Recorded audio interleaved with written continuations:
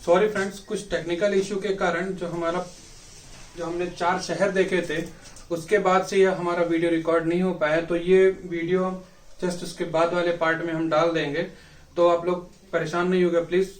Sorry, उसके लिए आपको परेशान होना पड़ रहा है क्योंकि ये वीडियो हमारा कंटिन्यू नहीं हो पाया। तो फ्रेंड्स चलिए हम देखते हैं अगला शहर कालीबंगा। ठीक फ्रेंड्स, तो कालीबंगा का शाब्दिक अर्थ क्या होता है? काले रंग की चूड़ियां। ठीक है, इसकी खोज 1953 में अमलानंद घोष ने की थी। किस नदी के किनारे? घग्गर नदी के किनारे। ठीक है, इसके साक्ष्य हम देखें तो यहाँ से कच्ची ईंटों के घर प्राप्त होते हैं। ठीक, अलंकृत ईंटें प्राप्त होती हैं। ठीक, अभी तक हमने देखा कि सारी जो हमारे शहर थे, यानी कोई भी या पूरा सिंधु घाटी सभ्यता की बात करें तो मैक्सिमम क्या था? पक्की ईंटों का प्रयोग किया गया था। ठीक, पर यहाँ पर हमें कच्ची ईंटों के घर प्राप्त हुए हैं और अलंकृत ईंटें प्राप्त हुई हैं। ठीक, यहाँ से हमें चूड़ियां प्राप्त हुई हैं, जूते हुए खेत प्राप्त हुए हैं और अग्निवेदिकाएं प्राप्त हुई हैं। अग्निवेदिकाएं मतलब जहां पर हवन और पूजा पाठ ये सारी चीजें किए जाते थे वो प्राप्त हुई हैं। और लकड़ी की नालियां, मतलब हमने देखा था कि जो नालियां थी वो हमारी किसकी बनी होती थी? पक्की ईंटों से बनी होती थी, पक्की ईंटों से निर्मित होती थी। पर यहाँ से हमें लकड़ी की नालियां प्राप्त हुई हैं। ठीक, सिलबट्टा ये प्राप्त हुआ और सूती कपड़े के साक्ष्य प्राप्त हुए हैं हमें। ठीक फ्रेंड्स, अब हम बात करते हैं अगला शहर जो हमारा सूतका गंडोर है। इसकी खोज 1927 में ऑरेल स्टाइन ने की थी, दाश्क नदी के किनारे। ठीक है, किसने की थी? ऑरेल स्टाइन ने, दाश्क नदी के किनारे। ठीक, यह सिंधु सभ्यता का पश्चिमी भाग है। मतलब अगर हम कहें पूरी सिंधु घाटी सभ्यता की, जैसे हमने बात की थी कि पूर्व से पश्चिम और उत्तर से दक्षिण, तो ये हमने देखा ही था कि ये जो हमारा सूतका गंडोर है, ठीक, पाकिस्तान वाला क्षेत्र, ये पश्चिमी क्षेत्र है। यानी सबसे पूरी सिंधु घाटी सभ्यता की हम बात करें तो ये सबसे पश्चिमी शहर कौन सा था? सूतका गंडोर। ठीक, जो बलूचिस्तान में पड़ता है।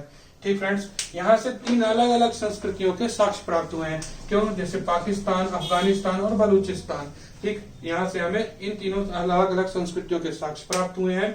और एक बर्तन प्राप्त हुआ है जिसमें मानव की राख, यानी जब हम क्या कहते हैं, दाह संस्कार करते हैं, जलाते हैं, तो उसकी जो राख होती है उससे भरा हुआ हमें एक बर्तन प्राप्त हुआ है। इससे भी कई बार क्वेश्चन पूछे गए हैं फ्रेंड्स।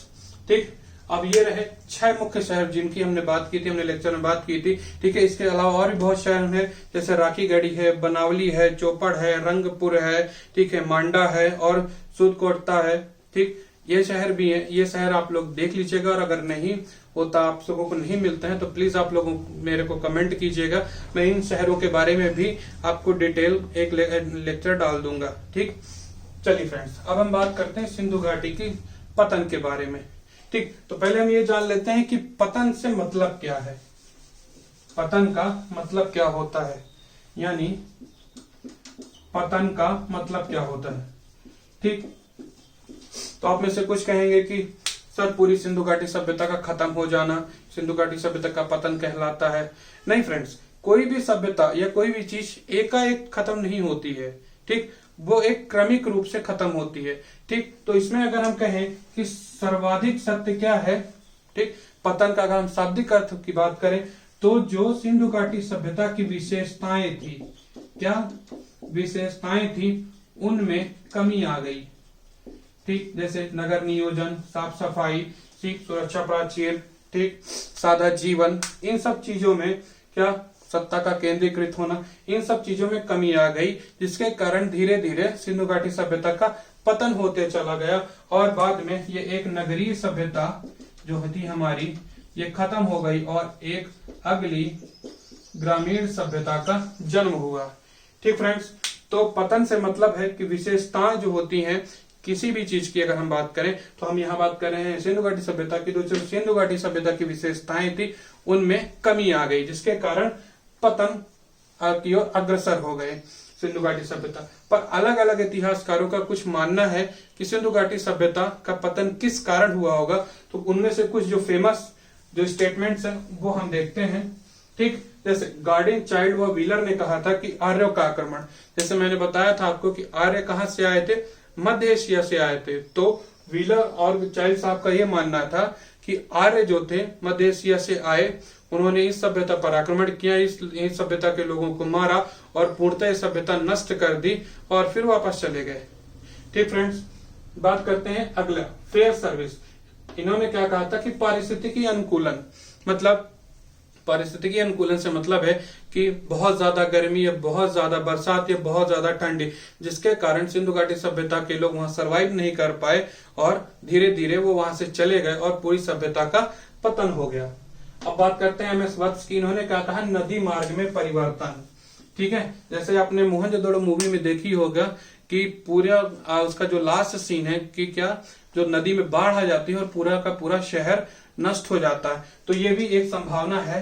ठीक, जैसे पारिस्थितिकी अनुकूलन मतलब जैसे हमने बात की कि बहुत ज्यादा बारिश का हो जाना, बहुत ज्यादा बारिश का हो जाना मतलब बाढ़ का आ जाना, और नदी जब बाढ़ आ जाती है तो नदी के मार्ग में परिवर्तन हो जाता है अत्यधिक जल के कारण, जिसके कारण सिंधु घाटी सभ्यता का पतन हुआ। ठीक है, ये किसका माना था? वत्स साहब का। इसी तरह राव साहब ने भी क्या कहा, SR राव साहब ने, कि बाढ़ के कारण ही सिंधु घाटी सभ्यता का पतन हुआ।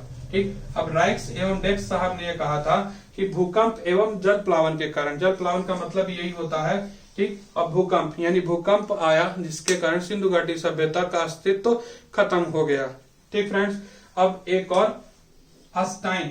ठीक है, इन्होंने कहा था कि वर्षा में कमी यानी पारिस्थितिकी परिवर्तन या असंतुलन। ठीक, बहुत ज्यादा गर्मी होना या बहुत ज्यादा ठंडी होना, ठीक, या वर्षा में कमी, या कि सूखा पड़ जाना, या कि इसको कह सकते हैं कि सूखा पड़ना। ठीक, तो इस कारण पानी की कमी हो गई जिससे क्योंकि आप लोगों को पता है कि सिंधु घाटी सभ्यता कृषक सभ्यता कहलाती है, यानी कृषि वहां उत्तम प्रकृति की थी। ठीक, तो जब पानी ही नहीं रहेगा तो कृषि नहीं होगी, और कृषि नहीं होगी तो अनाज नहीं होगा और तो खाने को नहीं मिलेगा।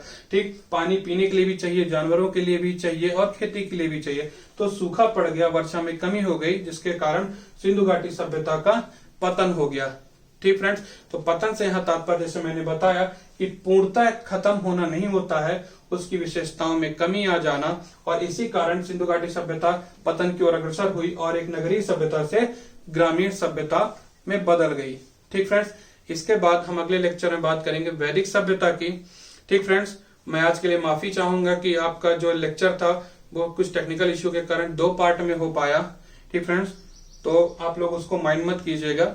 ठीक, अगले समय हम बात करेंगे अगले लेक्चर में वैदिक सभ्यता की, और अब हम जो लेक्चर करेंगे ऐसे ही बोर्ड पे लिख के मैं आपको डिस्क्राइब करूंगा, जिससे आपका भी समय बचेगा क्योंकि अभी समय सबसे ज्यादा महत्वपूर्ण है हमारे आगामी एग्जाम के लिए। अगर हम PSC की भी बात करें तो 24 अप्रैल को है, इसके लिए टाइम हमारे पास कब बचा हुआ है और सिलेबस बहुत है। तो फ्रेंड्स चलिए आज के लिए इतना ही, धन्यवाद।